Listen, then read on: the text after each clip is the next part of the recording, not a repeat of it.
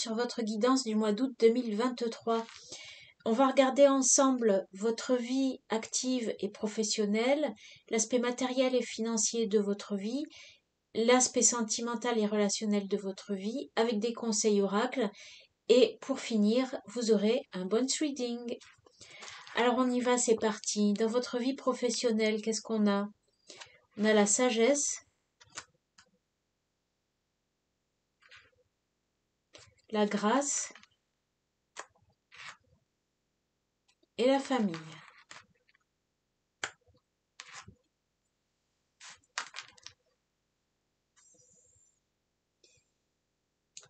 Si vous êtes dans un travail en équipe, pour moi, vous êtes parfaitement intégré, parfaitement intègre aussi dans votre relationnel avec vos collaborateurs. Vous faites bien votre boulot, vous avez les connaissances vraiment requises et vous êtes apprécié de votre entourage professionnel. Pour moi, il y a vraiment ça qui ressort beaucoup.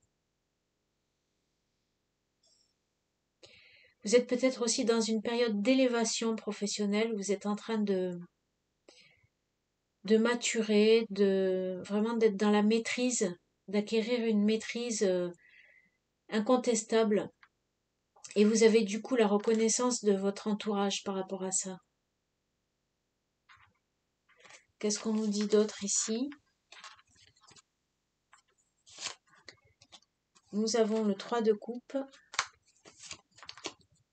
le 4 des épées et le 5 de coupe.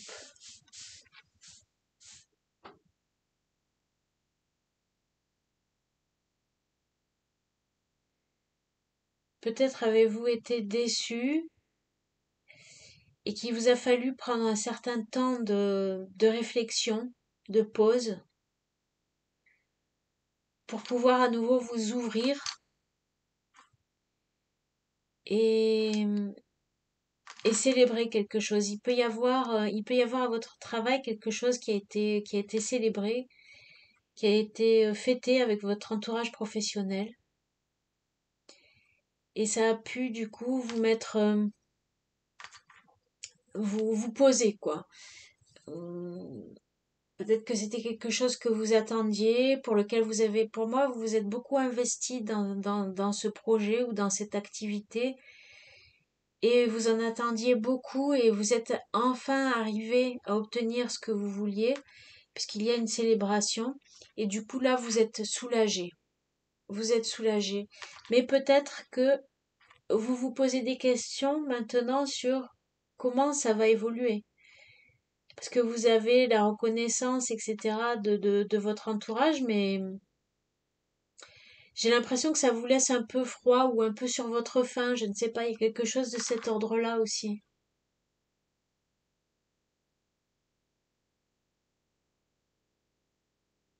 Peut-être que vous avez aussi été déçu par vos collaborateurs au travail ou par votre entourage professionnel ou par vos clients, mais que maintenant ils ont une certaine forme de reconnaissance envers vous. Donc vous êtes soulagé, mais en même temps il y a un petit reste d'amertume par rapport à ce qui a pu se passer, vous voyez. Il y a quelque chose un peu de cet ordre-là. En tous les cas, à l'heure actuelle, vous êtes vraiment en pleine élévation dans votre monde professionnel. Et on reconnaît les qualités de vos qualités et les qualités de votre travail. Vous faites du travail soigné et les gens apprécient. Que ce soit les clients ou vos collaborateurs si vous en avez.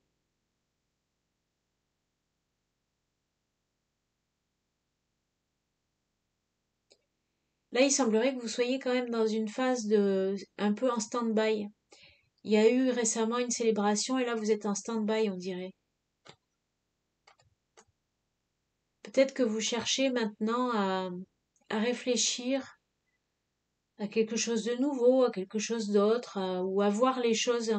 En fait, du coup, comme l'opinion des autres a changé envers vous, maintenant il vous faut le temps d'assimiler ça et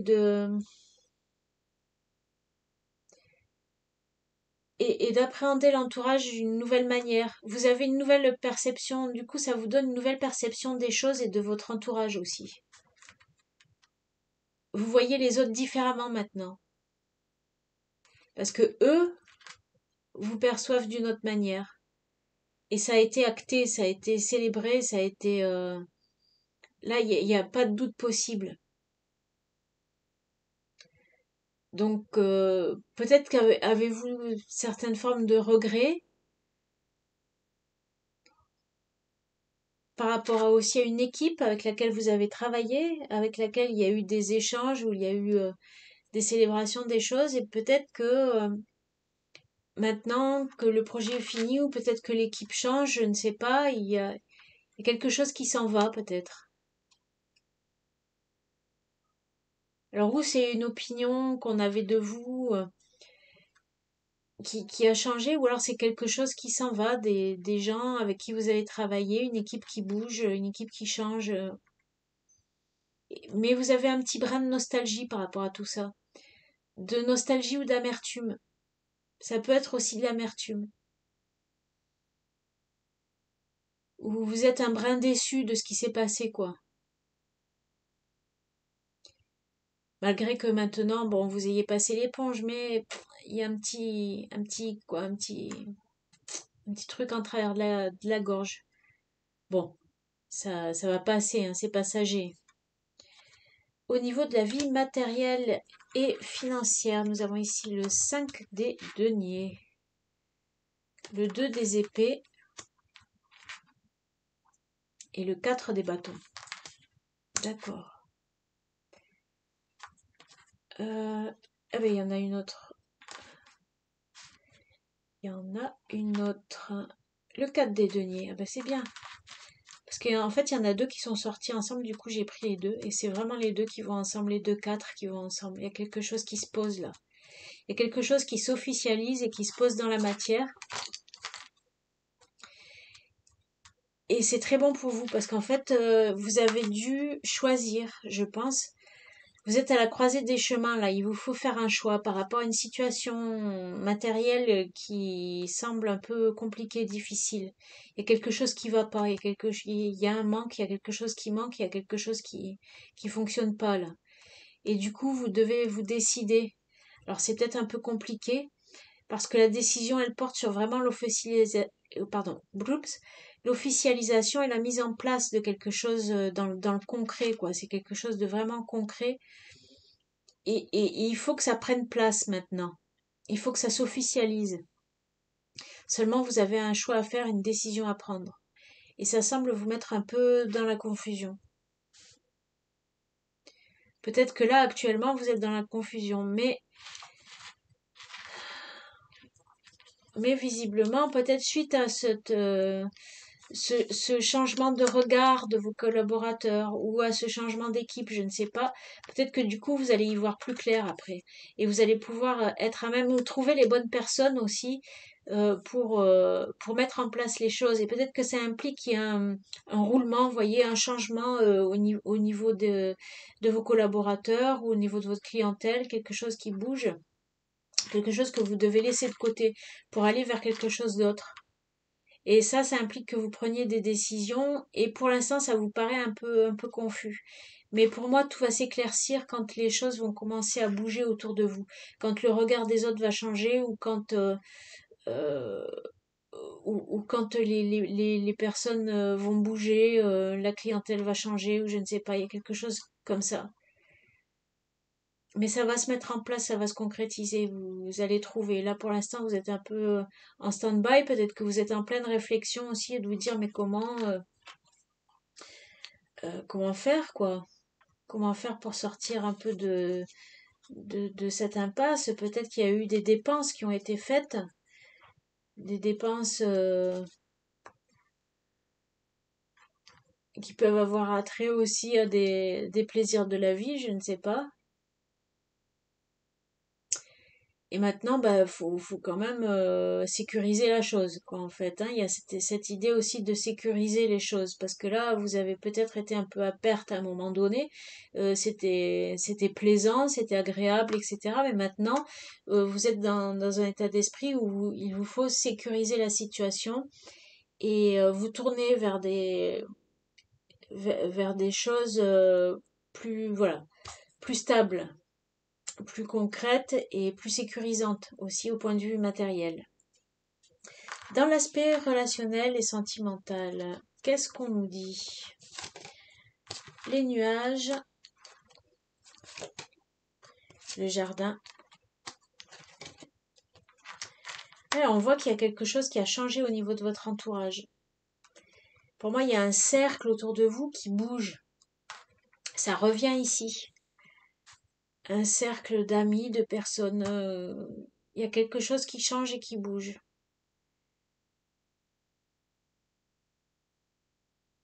Et vous en avez fini avec une équipe, avec des personnes, avec un cercle amical, je ne sais pas, où il y avait de la confusion, voilà. C'était devenu un peu confus, un peu brouillon, ou vous saviez pas trop quel entourage vous alliez avoir, ou quelque chose comme ça, ou comment. Il y a quelque chose qui se termine avec ces personnes-là. Qu'est-ce qu'on nous dit ici? Le magnolia. Le magnolia. La noblesse et l'estime de soi. Il n'a rien de noble à être supérieur. La vraie noblesse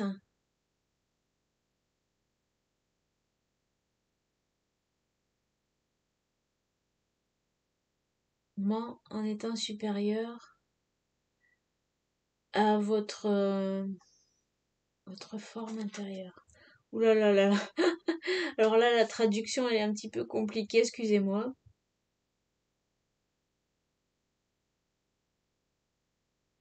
Il n'y a rien qui puisse être noble qui soit supérieur à ce que vous êtes vraiment. Moi, c'est ce que je comprends, ce que vous êtes vraiment au fond de vous. La vraie noblesse mentirait en étant supérieur en étant supérieur à ce dont vous êtes fait, quoi. Pour moi, ça veut dire qu'en fait, l'important, c'est de rester authentique. Authentique à vous-même avec votre entourage. Il y a pu y avoir peut-être un relationnel un peu superficiel ou je ne sais pas, ou peut-être euh, influençable, influencé, qui ont cherché peut-être à vous influencer ou des choses comme ça. Euh, ou qui ont eu une mauvaise estime de vous, comme on voyait tout à l'heure, hein, peut-être, qui ne vous estimaient pas à votre juste valeur, c'est ça. Et là, on dit qu'en fait, en restant fidèle à vous-même et en accord avec vos propres valeurs à vous, vous avez acquéri spontanément une certaine forme de noblesse. Et là, ça ne peut plus, on ne peut plus vous sous-estimer par rapport à ça. Parce que là, ça s'est révélé au grand jour et du coup, ça a été, tout le monde est obligé de le reconnaître maintenant. Voilà, tout le monde est obligé de le reconnaître. Et ceux qui ne veulent pas le reconnaître, eh ben ma foi, ils s'en vont quelque part. Et ça peut être ça aussi. Mais vous, dans tous ces changements, ces trucs qui bougent autour de vous dans votre environnement relationnel, vous restez droit. Et ça, c'est super important. Parce que c'est ça qui va vraiment rester droit et centré, c'est ça qui va vraiment vous orienter vers une situation plus confortable. Et probablement une position aussi sociale mieux valorisée. Oui, il y a quand même cet aspect social qui ressort ici. Pour moi, c'est une élévation quand même sociale que vous vivez, hein, pour beaucoup. Alors, avec les conseils, nous avons le voyant. qui vous demande de faire preuve de discernement, bien sûr, mais qui a aussi cette capacité-là, hein. C'est-à-dire que là, en restant centré, vous avez la capacité de voir les choses et les gens autour de vous tels qu'ils sont, et les situations aussi telles qu'elles sont. Ça vous permet de dissiper les voiles, là, les nuages. Et vous avez la verveine, ça c'est super intéressant parce que ça nous appelle aussi de... Ça nous parle aussi quand même pour moi de clairvision. Là, c'est pas vraiment énoncé comme ça. On nous dit, on fait appel à vous pour résoudre un conflit. Ça nous parle de réconciliation. Et peut-être que vous êtes justement resté neutre dans des situations troublées aussi dans votre entourage. Et du coup, ça a valu qu'aujourd'hui, on reconnaît votre sagesse quelque part. Un cycle bénéfique est mis en mouvement. Vous voyez, cette idée de mouvement, je disais, il y a des choses qui bougent. On va lire quand même la carte du voyant parce que l'oracle du chaman mystique, je lis très rarement le livret. Et bon, je me suis dit que cette fois, j'allais lire un petit peu parce qu'il y a peut-être des personnes que ça intéresse. Moi, je travaille plutôt à l'instinct avec ce jeu, mais bon, voilà, ça peut être intéressant. Le voyant représente la capacité d'aller au-delà des détails évidents de la vie, dans les royaumes cachés où les données sont disponibles pour ceux qui ont le discernement pour les percevoir. Ce symbole représente la perception psychique, l'intuition et la capacité de savoir quelque chose qui n'a pas encore été dévoilé. Le voyant connaît la vérité et cherche toujours plus que tout, en plus de voir la réalité telle qu'elle est, sans porter de jugement. Le voyant peut lire entre les lignes et comprendre ce qui n'est pas dit. Il représente le pouvoir d'être clair et la capacité de reconnaître les modèles. Donc vous voyez la verveine aussi, hein, pour moi il y a cette histoire quand même de clairvoyance dedans. Pour moi les deux cartes elles sont vraiment en harmonie toutes les deux. Et en restant centré, vous avez eu les capacités de voir vraiment les choses telles qu'elles sont. Bon, j'espère que ça vous parle. On va voir maintenant votre bonne reading. Je vous dis à tout de suite. Allez, nous revoilà. Donc voici ce que j'ai obtenu pour vous au mois d'août 2023. Alors le tirage est un petit peu éclaté. Il y a un os ou deux que vous ne verrez pas, je pense. Qu'est-ce qu'on nous dit ici? Pour moi, vous entrez dans quelque chose de nouveau. Vous entrez dans une phase nouvelle. Et il y a pas mal de trucs qui vous préoccupent, enfin qui vous préoccupent façon de parler, parce qu'en fait c'est quelque chose de sympa, hein, c'est très positif. Pour moi, ce qu'il y a de nouveau, c'est des nouvelles opportunités amicales, relationnelles, financières aussi, qui mettent fin aux tensions. Là, ça ressort vraiment, on voit qu'il y avait des problèmes liés aux tensions, à la passion des uns des autres qui interférait, qui faisait que il y avait des discussions passionnées, un peu trop vives. Ça peut nous parler aussi de nouvelles opportunités financières qui vont mettre fin aux discussions et aux conflits. Ça peut être aussi une opportunité amoureuse.